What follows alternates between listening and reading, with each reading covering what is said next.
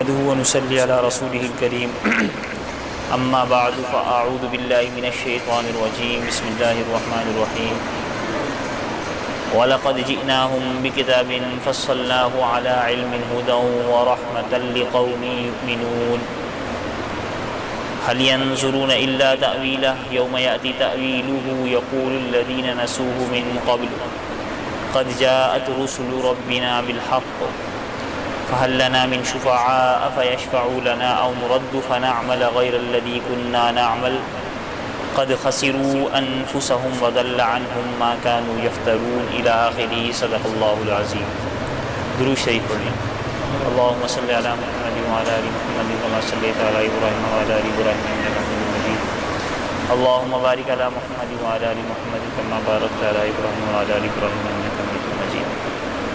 میرے بھائیوں دوستوں بزرگوں، اللہ تعالیٰ کا احسان ہے کہ اللہ رب العزت ہمیں یہاں جمع ہونے کی اور آسمانی الہامی کتاب قرآن مجید فرقان حمید کو سننے کا موقع عنایت فرمایا ہے. اللہ تعالیٰ ہمیں قرآن مجید فرقان حمید کو درست انداز سے سننے، سمجھنے اور اس پر عمل پیرا ہونے کی توفیق مرحمت فرمائے، آمین.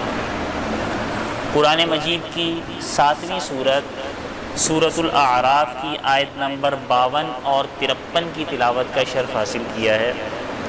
انشاءاللہ العزیز یہ آیت مبارکہ، ان کا ترجمہ اور مختصر سی تشریح آپ حضرات کے سامنے ذکر کی جائے گی. اس سے پہلی جو آیات مبارکہ تھیں ان میں اللہ رب العزت نے جو آخرت میں اہل جنت اور اہل جہنم کا آپس میں مکالمہ ہے، آپس میں گفتگو ہے، اور اہل آراف والے جو ہیں ان کی آپس میں جو وہاں پر گفتگو ہوگی قیامت کے روز آخرت میں، اس گفتگو کو اللہ تعالیٰ نے واقعہ اور حکایت کی صورت میں بیان فرمایا، اور باقاعدہ کفار سے متعلق اس بات کی تشریح بھی فرمائی کہ الذین اتخذوا دینہم لہوا ولعبا، کہ جو کافر لوگ ہیں یہ دین کا ہنسی مذاق اڑایا کرتے ہیں، دین کو کھیل کود کی چیز سمجھا کرتے ہیں. اور اللہ تعالیٰ نے یہاں پر وضاحت فرمائی تھی. آج جو 2 آیات مبارکہ آپ حضرات کے سامنے تلاوت کی گئی ہیں، ان میں اللہ تعالیٰ نے ہمارے لیے ایک ضابطہ حیات، ایک اصل راستے پر چلنے کے لیے اللہ تعالیٰ نے ہمیں کیا قانون دیا ہے، کیا شریعت دی ہے، اس کی اہمیت کیا ہے، اس اہمیت کو اللہ تعالیٰ نے یہاں پر اجاگر کیا. اور جو لوگ اس شریعت اور اس ضابطہ حیات کو نہیں مانتے ان کا کیا نقصان ہوگا، اس کو اللہ تعالیٰ نے تذکرہ فرمایا ہے. تو ترجمہ سب سے پہلے سماعت فرمائیں کہ اللہ تعالیٰ نے ارشاد فرمایا کہ وَلَقَدْ جِئْنَاهُمْ بِكِتَابٍ، کہ تحقیق ہم ان کے پاس لے کر آئے ہیں بکتاب، ایک ایسی کتاب فَصَّلْنَاهُ عَلَى عِلْمٍ، جو کتاب علم کی بنیاد پر تفصیل بیان کرنے والی ہے، وضاحت بیان کرنے والی ہے. ہدن، اور یہ کتاب ہدایت ہے، ورحمتن، اور یہ کتاب رحمت ہے، لقوم یؤمنون، ایسی قوم کے لیے جو ایمان لانے والی ہے. حل ینظرون الا تأویلا، یہ لوگ یعنی کفار انتظار نہیں کر رہے مگر اس کتاب کے مصداق کا، اس کے مقصد کا. یوم یأتی تأویلہ، جس دن اس کتاب کا مصداق آ جائے گا، یقول الذین نسوہ من قبل، تو کہیں گے وہ لوگ جنہوں نے اس کتاب کو فراموش کر دیا تھا، بھلا دیا تھا، کہ قد جاءت رسل ربنا بالحق، کہ تحقیق ہمارے پاس ہمارے رب کے رسول سچ کے ساتھ آئے تھے، حقیقت کے ساتھ آئے تھے. فہل لنا من شفعاء، بس کیا ہمارے لیے کوئی سفارشی ہے، او نرد، یا ہمیں دنیا میں لوٹا دیا جائے، فنعمل غیر الذی کنا نعمل، اگر ہمیں دنیا میں لٹا دیا گیا تو ہم عمل کریں گے اس عمل کے علاوہ جو ہم عمل کیا کرتے تھے. قد خسروا انفسہم، تحقیق انہوں نے اپنے آپ پر خود ظلم کیا ہے، اپنے نفسوں کو خسارے میں ڈالا ہے. وضل عنہم ما كانوا یفترون، اور گمراہ ہو گئے ہیں یہ بسبب اس کے کہ یہ لوگ افتراء کیا کرتے تھے، جھوٹ چیزیں باندھا کرتے تھے. یہ 2 آیات مبارکہ کا ترجمہ ہے.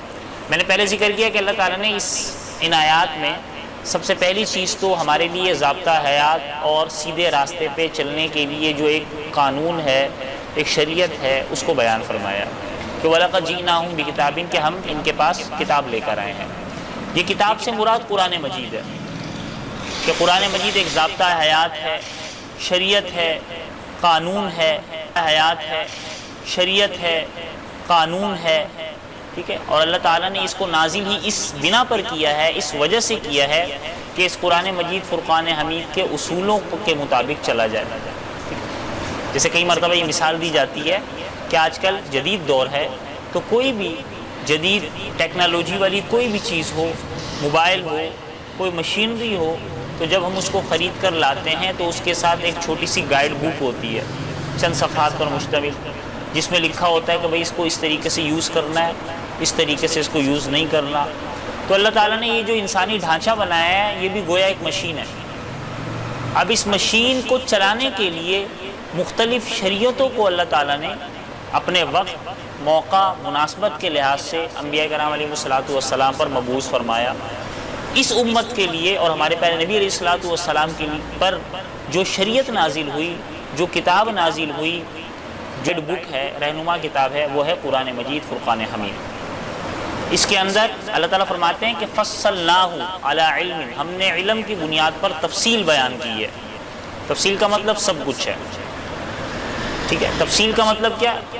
بعض احکامات تو اس میں تفصیلاً وضاحت کے ساتھ انتہائی کھلم کھلا اللہ رب العزت نے بیان فرما دیے ہیں، جیسے عقائد کے مسائل ہوں، توحید کے مسائل ہوں، رسالت کے مسائل ہوں، مرنے کے بعد کی جو زندگی ہے اس کے مسائل ہوں.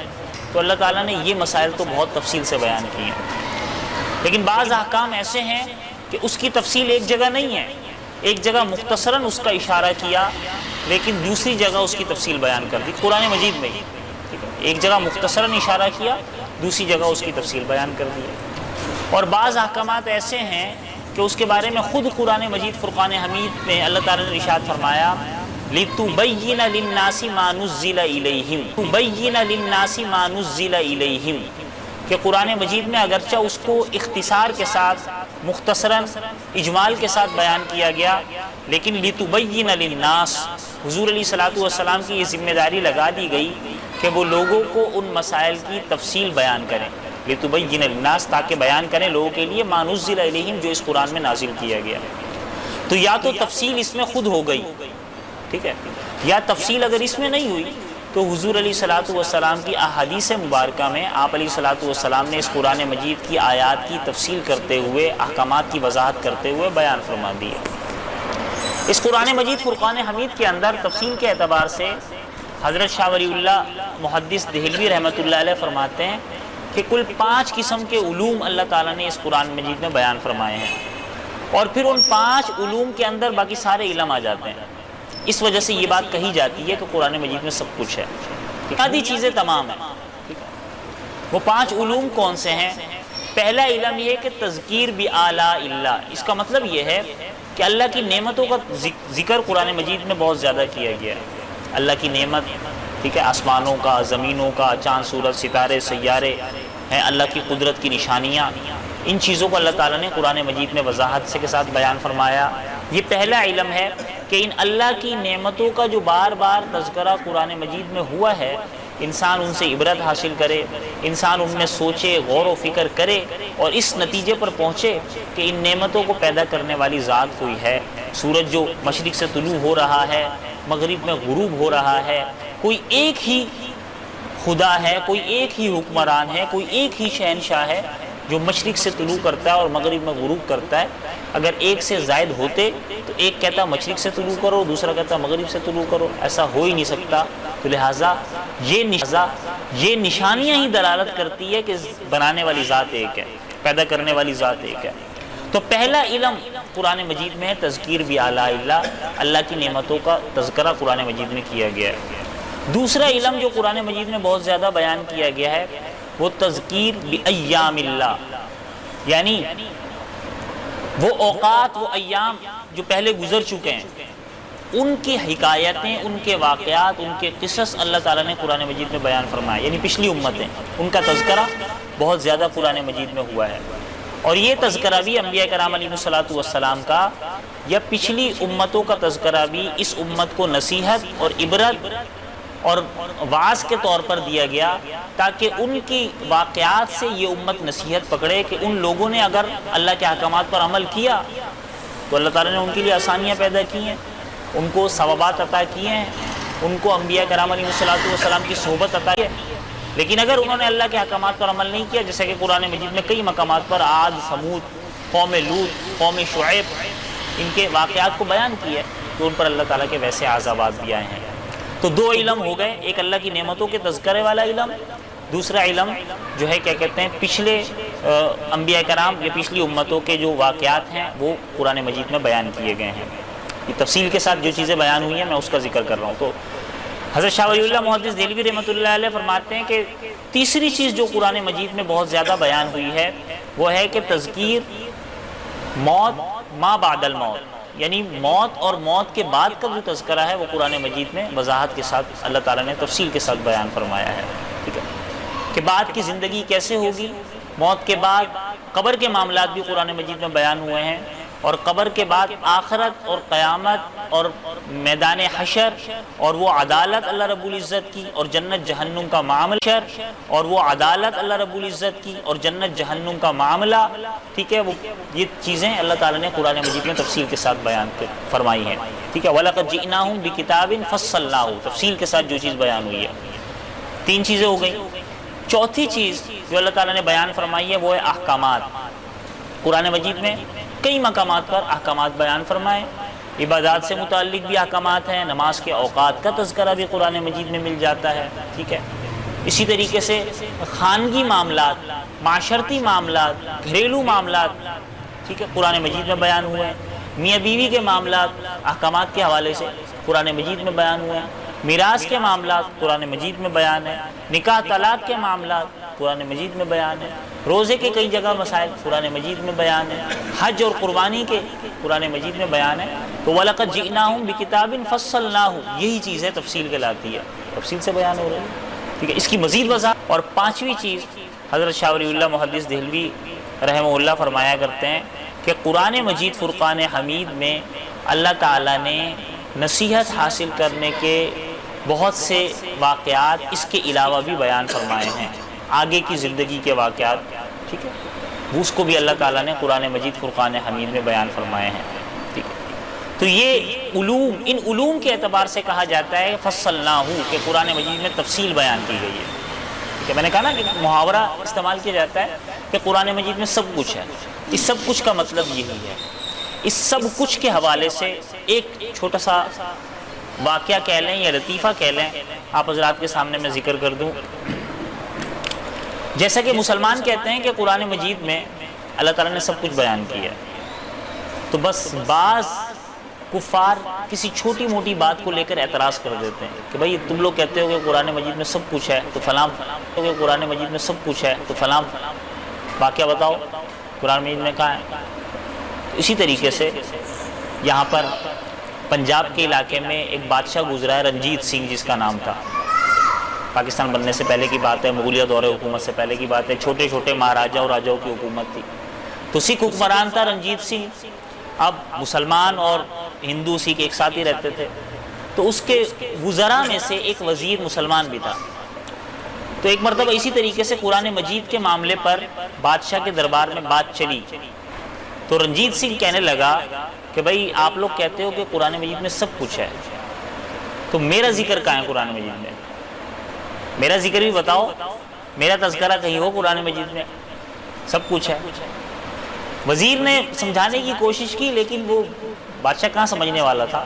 اس نے کہا کہ آپ کے پاس 3 دن کا ٹائم ہے، آپ 3 دن میں میرا تذکرہ نکال کے دے دو قرآن مجید سے، آیا تو آپ کا سر قلم کر دیا جائے گا۔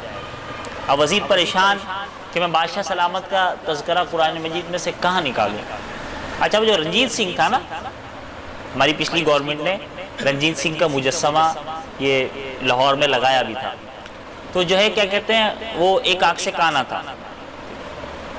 تو اب وہ وزیر بڑا پریشان، اس نے کئی جگہ رابطہ کیا، کتابیں دیکھی، لیکن اب کہاں سے رنجیت سنگھ کا تذکرہ وہ قرآن مجید سے نکالے۔ اسی پریشانی کے عالم میں ایک دن گزر گیا، دوسرا دن گزر گیا، تیسرے دن وزیر کا نوکر تھا، غلام تھا، اس نے پوچھا خادم کہ میں 2-3 دن سے دیکھ رہا ہوں آپ بڑے پریشان ہیں، کوئی بات ہے تو بتا دیجئے۔ وزیر نے کہا کہ تم میری کہاں مدد کر سکتے ہو۔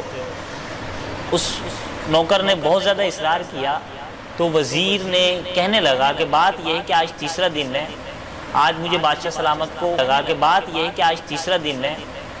بادشاہ سلامت کو حتمی طور پر جواب دینا ہے۔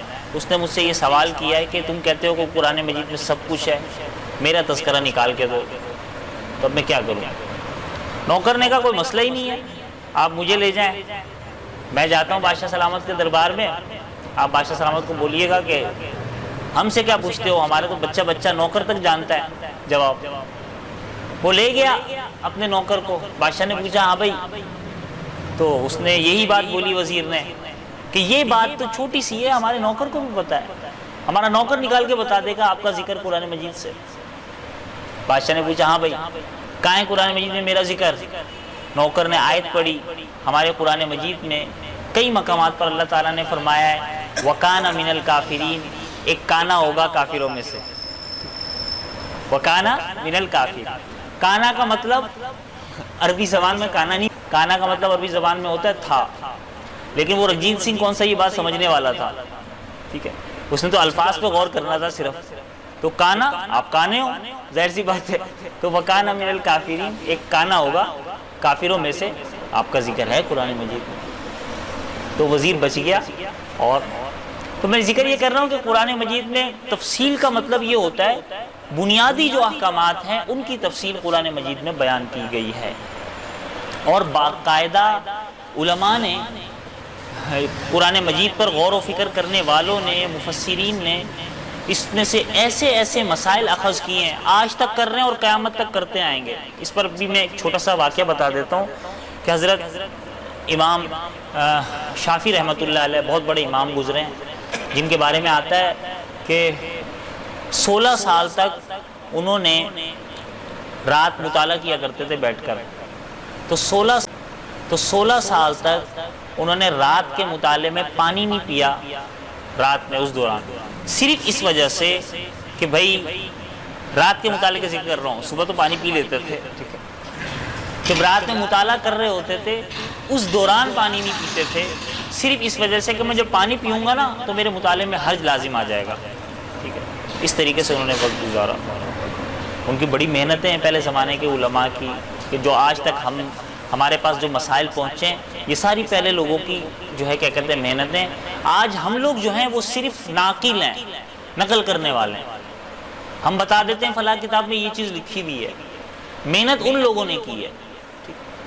تو امام شافعی رحمۃ اللہ علیہ کے بارے میں آتا ہے کہ انہیں ایک مسئلہ جو تھا وہ درپیش تھا، اس مسئلے کا حل نہیں نکل رہا تھا، ٹھیک ہے، اور قرآن مجید فرقان حمید کی خاصیت یہ ہے کہ جتنا زیادہ قرآن مجید کرتے ہیں، جتنا زیادہ کرتے ہیں تو اللہ تعالیٰ ذہن کو اتنا وسیع فرماتے ہیں اور مسائل حل ہوتے ہیں، ٹھیک ہے۔ تو اس مسئلے کو نکالنے کے لیے، اس مسئلے کے حل کے لیے، اس مسئلے کے جواب کے لیے حضرت امام شافعی رحمۃ اللہ علیہ نے 300 مرتبہ قرآن مجید کی تلاوت کی۔ کتنی مرتبہ؟ 300 مرتبہ، ایک دفعہ، 2 دفعہ، 3 دفعہ، 4 دفعہ، مسئلہ حل ہی نہیں ہو رہا۔ کہتے ہیں 300 مرتبہ مکمل ہوا تو ان کا مسئلہ قرآن مجید سے نکل آیا۔ تو وہ لوگ ایسے تھے کہ جنہوں نے در حقیقت محنتیں کی ہیں، اور باقاعدہ قرآن مجید پر ایسی ایسی کتابیں لکھی گئی ہیں کہ آج جدید دور میں بھی ہم کہیں کہ وہ پہلے لوگ جو کاغذوں پر لکھا کرتے تھے، ٹھیک ہے، انہوں نے اتنی محنت کی ہے کہ آج کے جدید دور میں بھی وہ محنتیں ہونا ممکن نہیں ہے۔ تو قرآن مجید فرقان حمید بہت عظیم کتاب ہے۔ تو اللہ تعالیٰ نے یہاں پر 2-3 لفظ جو قرآن مجید سے متعلق ارشاد فرمائے کہ ہدن و رحمتن، کہ یہ متعلق ارشاد فرمائے کہ ہدن و رحمتن، کہ یہ ہدایت ہے، یہ رحمت ہے، لیکن یہاں پر اللہ نے شرط لگا دی ہے ہدن و رحمتن لقوم یؤمنون، یہ ایسی قوم کے لیے ہدایت ہے، یہ ایسی قوم کے لیے رحمت ہے جو ایمان لانے والی ہے، ٹھیک ہے۔